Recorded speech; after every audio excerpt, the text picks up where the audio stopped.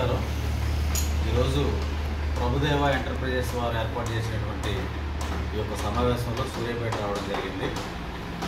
ఇక్కడ రావాల్సినటువంటి ముఖ్య ఉద్దేశం ఏంటంటే ఎస్ఎస్ ఎకో మోటార్స్ పర్యావరణ పరిరక్షణ ధ్యేయంగా ఒక మంచి సదుద్దేశంతో తన యొక్క బ్యాటరీ వెహికల్స్ని ప్రజల్లో విరివిగా తీసుకెళ్లాలని చెప్పి ప్రజలకి అతి చేరువలో తీసుకురావాలని, సామాన్యుడికి సైతం ఈ బ్యాటరీ వెహికల్స్ అందుబాటులో ఉండాలని ఎంతో ఒక ముఖ్య సదుద్దేశంతో ఏర్పాటు చేయడం జరుగుతుంటే కంపెనీ యొక్క అభివృద్ధిని చూసి తట్టుకోలేక కొంతమంది ఓర్వలేని వారు నిరాధారంగా ఆధారాలు లేకుండా ఏవేవో దుష్ప్రచారాలు చేయడం జరుగుతుంది.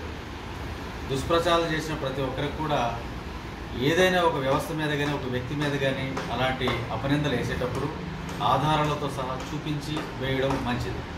అలా కాకుండా నిరాధారంగా వేయడం వల్ల వారిపైన కంపెనీ తప్పనిసరిగా పరువు నష్టం దావా వేసి చట్టపరమైనటువంటి చర్యలు తీసుకునే అవకాశం ఉంది. కాబట్టి ఎవరైతే దుష్ప్రచారం చేస్తున్నారో, కంపెనీ అభివృద్ధి చూసి ఓర్వలేకపోతున్నారో అట్లాంటి వాళ్ళు జాగ్రత్తగా ఉండాలని చెప్పి యాజమాన్యం తరఫున హెచ్చరిస్తున్నాం.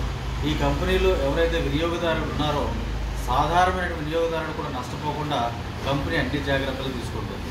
దీంట్లో డైరెక్ట్ పేమెంట్ ఇచ్చి వెహికల్ ఏ రేట్కు అయితే ఉంటుందో ఆ వెహికల్ కొనుక్కోవచ్చు, లేదా ఈఎంఐ ద్వారా కొనుక్కోవచ్చు. ఎప్పుడైతే ఈ రెండు పద్ధతులు అతను చేయలేకపోతున్నాడో అతను కంపెనీకి ఉపయోగపడే విధంగా కంపెనీ వెహికల్స్ని ప్రమోట్ చేయగలిగితే, కంపెనీ యొక్క లాభాలు పెంచగలిగితే అతని కంపెనీ నుండి ఒక గిఫ్ట్ రూపంలో ఇవ్వగలుగుతుంది వెహికల్. అది ఇంకెక్కడ ఎటువంటి దాంట్లో నష్టం ఉంది? సంతృప్తి చెందినటువంటి కస్టమర్లు ఉన్నారు.